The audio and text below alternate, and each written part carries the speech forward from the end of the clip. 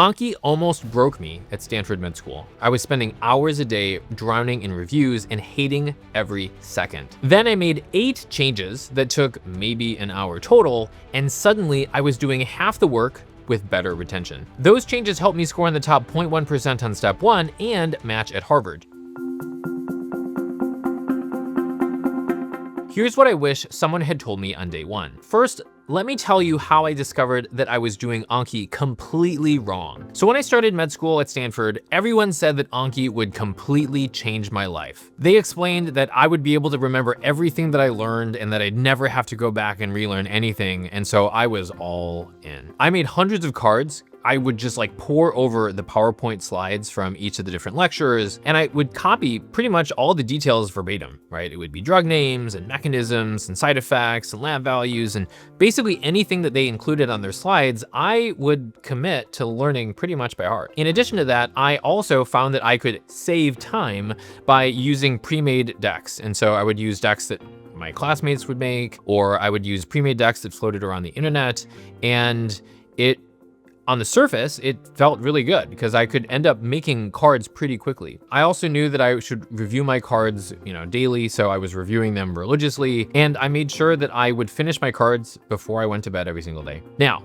one of my first block exams was cardiology, and I remember I just absolutely crushed it. I had literally the highest score on the midterm in my entire class at Stanford Medical School. I have figured this out. This was great. But oh my God, was I wrong. On a whim, I started doing some practice questions for my USMLE prep, and it turned out that I couldn't answer them at all, at all. I found that what I'd been doing was I just memorized everything, but I really didn't understand much of anything. And so despite the fact that my Stanford tests were basically tests of regurgitation, where if I just memorized the details on the pre-made cards and the slides that I'd made, or the cards that I'd made from the slides from class, the questions that were from the question banks were asking me to actually apply the knowledge. So they were asking, could I make connections? Could I reason through sort of novel clinical scenarios? My cards, in contrast, were like, what's the mechanism of drug X? And then I could memorize the words on the text, or I had memorized the sort of closed deletions. Like oftentimes what I'd find is that I could remember okay, if this word is in the top left corner and it's like a little bit to the right, then the answer is going to be amphotericin, right?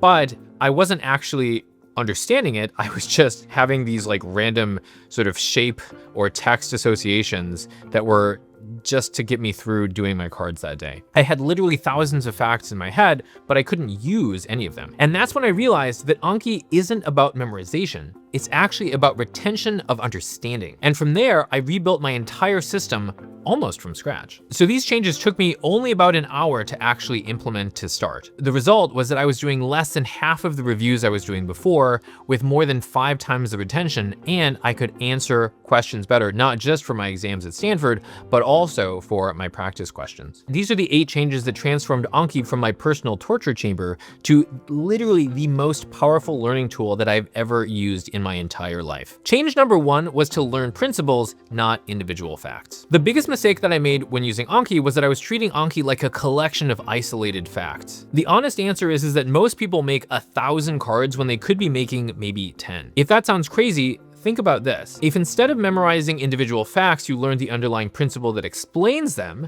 then you won't have to make nearly so many cards. For example, in chemistry, instead of memorizing which solvents dissolve which compounds, which would literally be hundreds if not thousands of combinations, if you just remembered one principle, which is likes dissolve likes, so in other words, polar solvents dissolve polar compounds, nonpolar solvents dissolve nonpolar compounds, you could avoid memorizing literally thousands of different combinations. That same principle helped me a ton in medical school, because what I realized is that one principle, right, that likes dissolve likes, meant that because the lipid membrane in a cell was the same pretty much in cells in the brain, in the placenta, in the stomach, in the GI tract, in the skin, that if a drug had the chemical properties to cross one membrane, then it would also have the chemical properties to cross pretty much any membrane. So for example, if a drug can cross the blood-brain barrier, meaning a drug has neurologic effects. So like caffeine is a really good example, right? I know that caffeine must be able to cross the blood-brain barrier because it actually affects my brain. And so if I know that it can cross the blood-brain barrier, I also know that it's probably relatively small, relatively non-polar, and uncharged, which means that it will also be able to cross other cell membranes. So for example, I know that then caffeine could probably be given orally, which obviously we know is true, but it also means that you could probably give it as a patch, which I didn't know, but when I looked, actually turns out to be true. And if you find this helpful, be sure to sign up for our 14-day free mini course here. We'll link it at the top of the description, where we'll send you a new video every single week that will help you to get the most out of your studying for medical school or beyond. So one principle card is worth 100 fact cards. How can you use this to dramatically cut down on the number of reviews that you have to do per day and dramatically increase your retention? First of all, before you make a card, be sure to ask yourself, is there a principle that helps to explain this? If yes, try to make a card about the principle, and then use the card as a way to apply that principle as opposed to just memorizing the fact itself. For example, you could make a card that said something like, caffeine, connect its use to the different ways you can administer it. And then the back would say something like, we know caffeine has neurologic effects, and thus it can cross the blood-brain barrier. As a consequence, it can also cross other membranes in the body, including the GI tract, which means it can be given orally, or even the skin. And like, they're literally caffeine patches. This is also true of almost every other neurologically active drug, like nicotine, opioids, etc. And so this is super valuable because now, instead of having to memorize a bunch of random facts about drugs, I can use one principle. And by using that principle, I can A, learn new things much faster, B, improve my retention of those things. Because honestly, I could probably remember this even if I wasn't using something like Anki, although Anki is just gonna supercharge that. And then C, I'll be able to use it much more effectively, which is ultimately what most of the most important exams that you're gonna take in your career are, like the MCAT, the shelf exams, USMLEs, and things like that. Change number 2 is to force understanding in your cards. This is the kind of card that changed everything for me. My old way of making cards was something like, what does drug X do? And then the answer would be like, well, it blocks receptor Y. The new way that I started making cards was, it would say something like, using the mechanism of drug X, explain the side effects, or something like that. Just like I did in the previous card. In other words, I was making cards that actually forced me to use my understanding,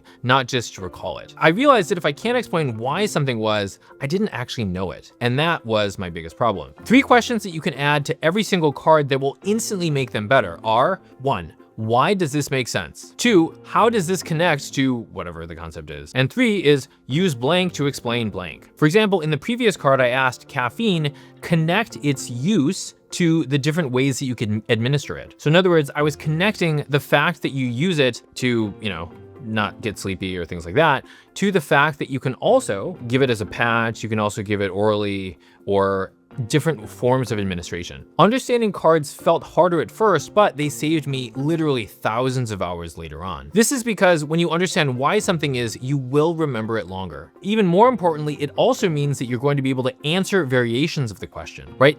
USMLEs, MCAT, shelf exams, they all love to twist questions, right? I realized that I had learned how to answer questions in a very particular way, but if they changed the wording, if they changed the application of the example, I was really struggling. And so actually forcing myself to use and connect those facts made a massive difference. It also means that you're going to be able to make connections to other concepts much more automatically, which means that learning new material becomes that much faster because you already have a framework for understanding it. My biggest concern when I started to do this was, oh my God, but if I have to understand why these things make sense, this is gonna mean that every single card is going to take longer to make, and it's going to take longer to review. Now, it is true that oftentimes to make the cards, it does take longer for me to make cards if I actually have to sit there and understand it. However, from the review standpoint, because I understand it, it sticks so much better, and I have to make fewer cards. I spend less time, much less time, making and reviewing my cards than I was doing before, when I would memorize everything as if it was just a random fact. Change number 3 is FSRS. So, okay, so I know this one's technical, but it's as close to a free lunch as you're ever gonna get with Anki, and I wish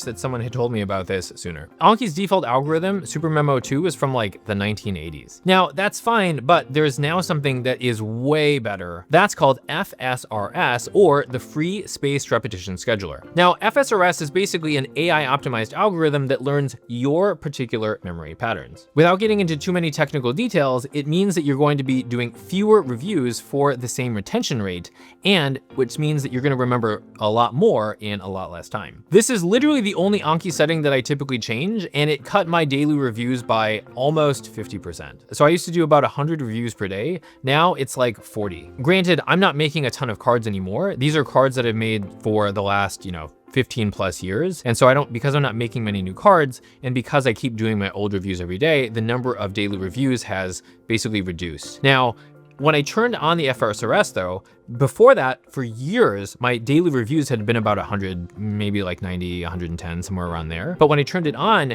pretty quickly within the next couple months, because it was learning my specific sort of habits for how long it took me to remember something, my daily reviews were cut literally in half. So how do we find this? So the way that you do it is you go to options, and then you will scroll down and you go to FSRS. And so mine is already enabled, but if yours isn't enabled, you would hit this button right here, and then you're going to hit optimize all presets. And then it's going to take some time to optimize the settings. And what it's doing is essentially just taking your reviews. So like if I hit again, I don't know, 10% of the time, or if I hit, hard or easy, whatever, it's going to take that information and it's going to make a memory algorithm that is customized to me, as opposed to that is just the default algorithm. And that's it. Literally, it takes like 30 seconds. Because it adjusts intervals accordingly, it's going to show me the harder cards more often and the easier cards less often. One of the major differences that I found is that if the intervals were really long, like so some of my cards, literally, it'll have an interval of like 10 years. What happens is that if I hit again, the old algorithm would basically say, okay, well, this is a completely new card, and it would show me it would reset the intervals. So now it would be like 3 days. With FSRS, what happens is that I'll hit again, and because I hit again, now the interval, like it'll be less than 10 years, but it might be only like 6 months, or it would be like 12 months or something like that. And so it doesn't just completely reset it. It takes into account the number of times that I've hit good, or, and the current interval. When I first started to use this, I was really afraid, like, oh my gosh, is this gonna work? I'm not really sure, but I found that my retention is pretty much the exact same as it was before, and I'm just doing so many fewer reviews per day. The only thing that I'll say is that if you're brand new to Anki, you probably don't want to do FSRS, and that's because you have to let it learn your patterns of retention. I think generally it's best to wait at least like a few weeks or maybe a month or two before it is you activate this. In the students that we coach, we used to have them activate FSRS all initially in the onboarding session, but for people that had never done Anki before, it was giving them really kind of crazy intervals. And so I would actually recommend that you use the default for, maybe like a month, and then only after that, once it has more data on you, then you can activate FSRS. In terms of results that you can expect, I've seen reports of maybe 20 to 30 fewer daily reviews. So obviously it's gonna vary.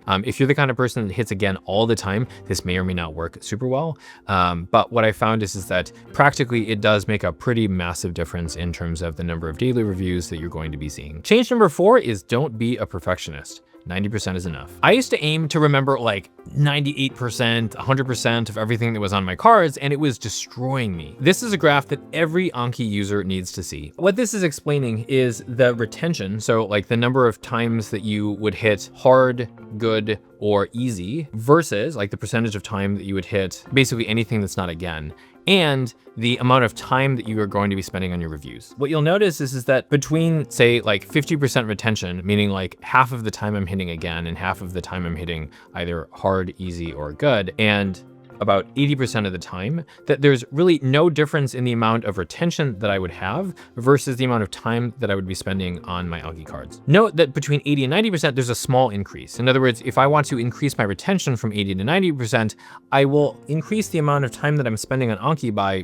just a little bit of time. Now, note what happens when I try to go from 90% to 100%. There is a massive increase in the amount of time. It's probably like 5 times as much time. Now, What this means is that if I want to remember every single Anki card every single time, I'm gonna be spending many more hours on my Anki cards than I would be if I were only aiming for about 90% retention, right? So in other words, to increase my absolute retention from 90 to 100%, which is only 10%, it's not like I'm gonna spend 10% more time. I'm gonna be spending like 500% more time. Now, you can take that same principle and apply it to pretty much every aspect of Anki. In my case, I was not only hoping to try to remember every single card, but I was trying to remember 100% of every single card. In other words, if I would forget one word, I would hit again because I was like, oh no, I don't know that. Or I would hit maybe hard or something like that. And so that was a massive problem for me because I was spending like probably 5 times as much time on Anki than I needed to. You have to know that there's diminishing returns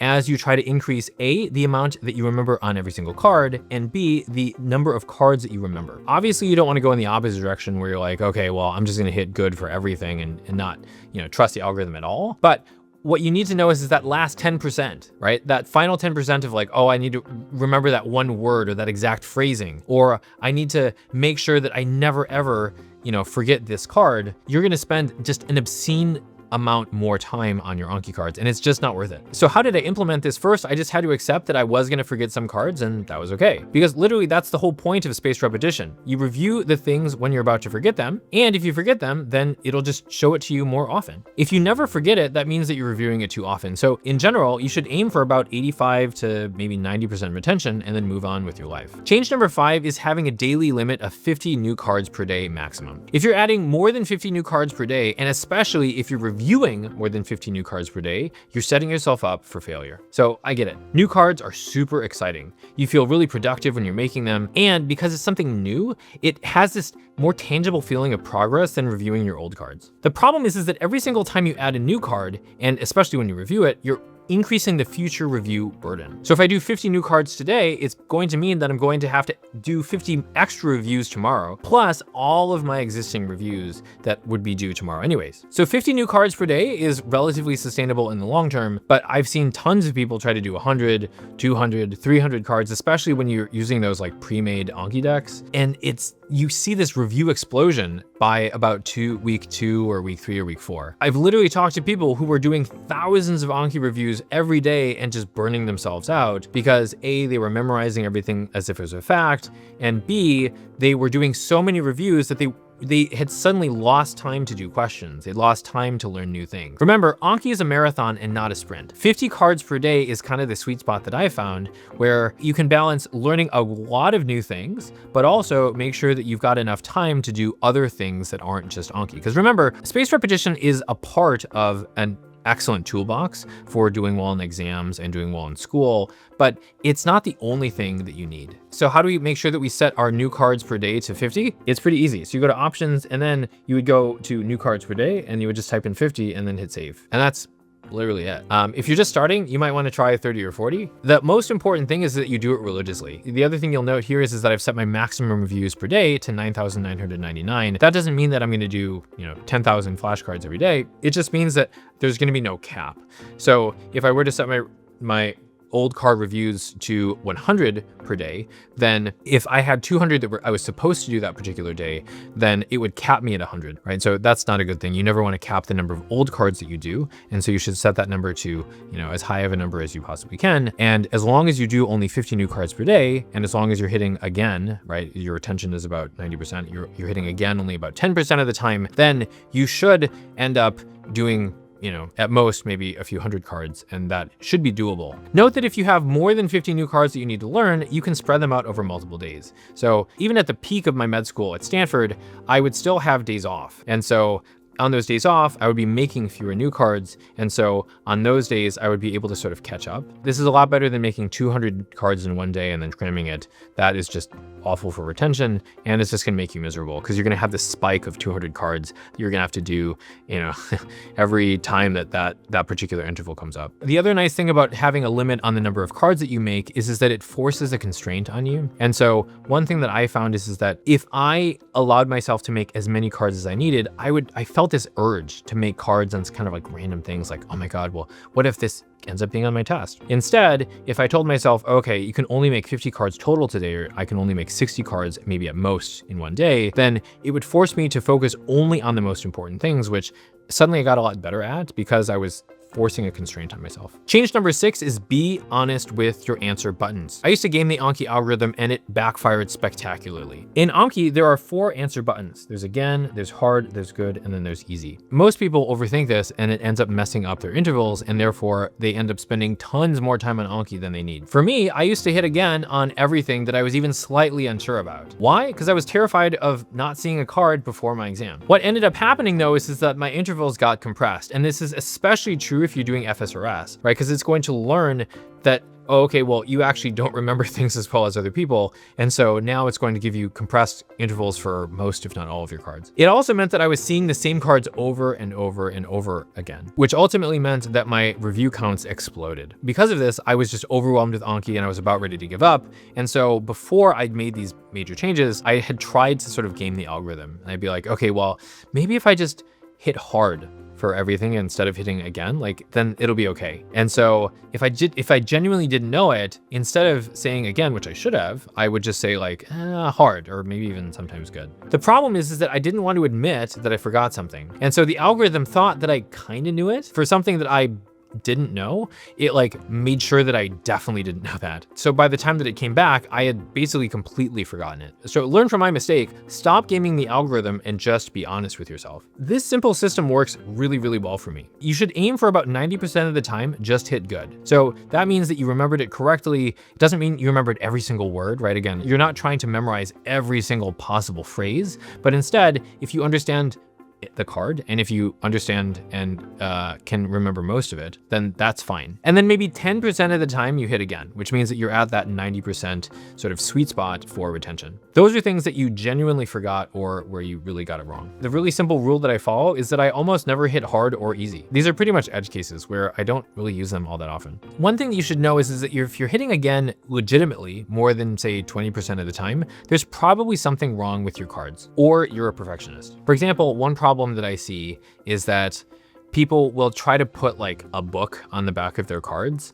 That doesn't work very well because you're not going to be able to remember that much information at one time. You should break that card up into multiple different cards. Ideally, try to find a principle, make connections like we were talking about before. On the flip side, if you find yourself hitting again like 0% of the time, you're also probably not using Anki correctly, either because you're just using it as a way to like, refresh yourself as opposed to actually actively testing yourself, or you're just not being honest with yourself. Change number 7 is card formatting, specifically putting the subject first and then a hyphen. This is the smallest change that made my reviews go way faster, and it's something that literally will take you less than a minute to change. I format every single card the same way. I put the subject first and then a hyphen and then the question. So for example, here I said caffeine hyphen, connect its use to the different ways you could administer it. Note that I didn't say connect how caffeine is used to how caffeine is administered. Even if it was roughly the same number of words, it's harder for me to understand what the question's asking because the subject of the question is now buried in the middle of the card somewhere. The reason why this will help you to review your cards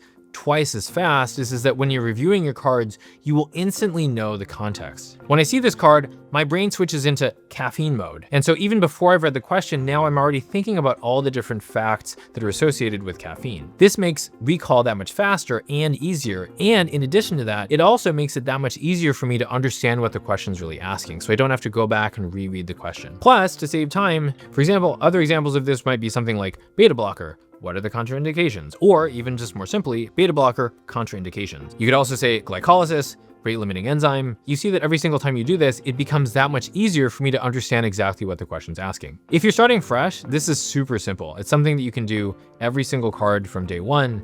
I would just implement this change. If you already have a lot of existing cards, which is what I had, then you can either bulk edit them, or in my case, I would just, if I started to get tired of seeing the same card again, I would then remake it. But for the most part, I just changed it so that every new card that I made moving forward was in this format. I didn't go back and try to remake it for all of the old cards. Change number 8 is summaries for long cards. If your card's answer is longer than 2 or 3 sentences, which oftentimes mine were, you need a summary. Long cards, one of the big problems I had is that I had really long cards and they were overwhelming to review. And so I've noticed in myself a pattern, which is that it's not the number of reviews that I have per day that determines how long I have to spend on Anki. Instead, it's the number of really long cards or painful reviews that I have that will determine how long my Anki reviews will take. And the reason for this is that I have found that when my card is really long and or really painful, then I procrastinate like crazy. And so what'll happen is that I know that I've got to come up with a really long answer. And as a consequence, I'll check my email, or I'll go up and, I don't know, organize my room, or I'll go make a sandwich or something, right? In addition to that, even when I am trying to read it, if I see this huge block of paragraph text, then it's just gonna make it that much harder for me to sit down and actually figure out what I'm trying to say. So the solution is to put a 1 or maybe 2 sentence summary at the top and then the details below. So for example, in the card that I made before, the summary might be something like neurologic effects can cross blood-brain barrier, therefore it can be given via nearly every means. So PO, transdermal, IV, etc. So the summary is all that you need to get the card right.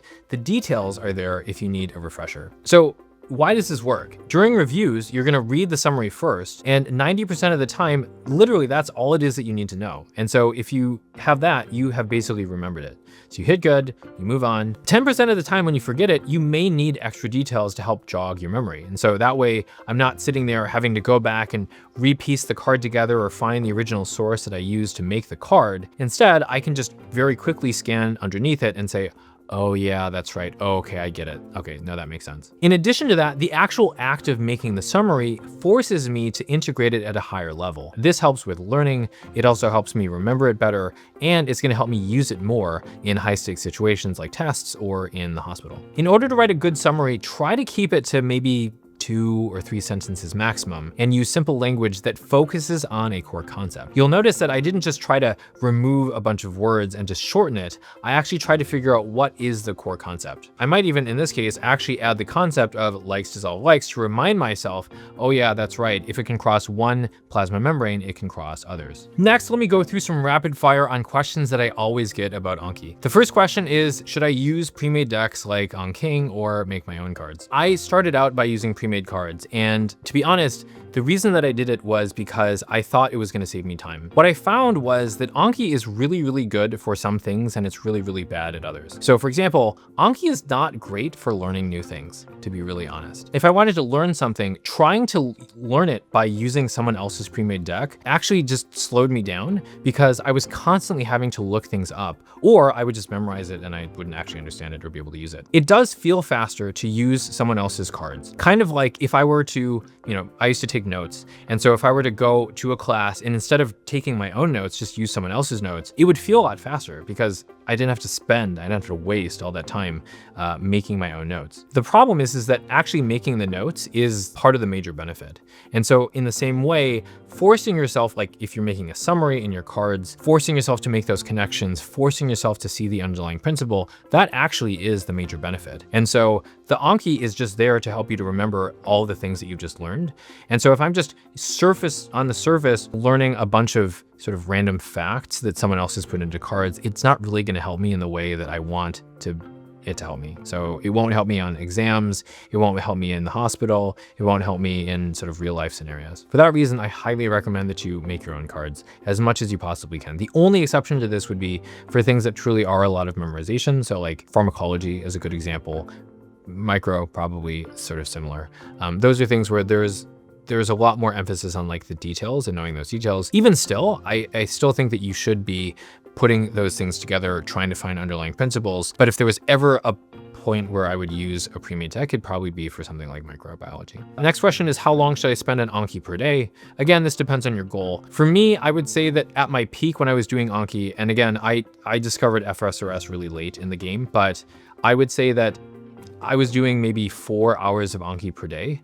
And that was to remember everything that I'd learned in the 2 or 3 or 4 years of medical school before that, and also to review the new cards that I'd made that day. I'd say that right now I spend maybe 20 or 30 minutes a day, although like I said before, I don't make that many new cards anymore. It's more about retaining all of the information in the cards that I've already made. I would say though, for the most part, more than 4 hours a day is probably too much. You should expect at least a few hours if you've been doing it for months.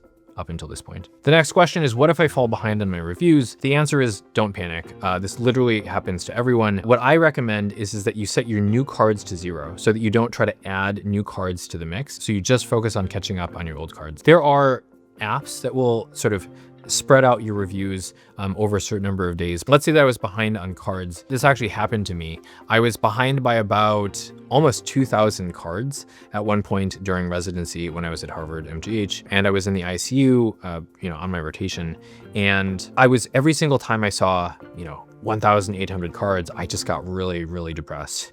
I was like, oh my God, I can't do this. And I remember one day I ended up taking a day off and just trying to do my cards. And I did, 400 cards or 500 cards or something. And then the next day it was like almost back to where it had been at the beginning of before the day that I had taken the day off. And so what I find is that psychologically, it's really hard to get started when you see, more than 1,000 cards staring at you. So what I like to do is I like to set my old reviews to only 100 or 200, because that is something where I'm like, okay, I can do that. I can do 100 reviews, or I can do 200 reviews. And psychologically, to go from 200 to 0 is massive, whereas to go from 1,800 to 1,600 is not that big. And so I would just do them in 200 increments. And so I would do 200 cards, and then I would increase the reviews. So it would be 200. And then once I did the 200, then I would switch it to 300. So now I would be doing 100 extra cards, and then I would do 400 once I got that down to 0. And so that way I'm only doing 100 reviews at a time. And so psychologically, I'm kind of tricking myself like, oh yeah, no, just do 100 more cards, as opposed to trying to just catch up on everything. Be sure to check out How to Use Anki Like a Pro, my full step-by-step walkthrough. In it, I'll walk you through all of the basic settings and other things to get you started to make sure that you can get the most out of this life-changing program.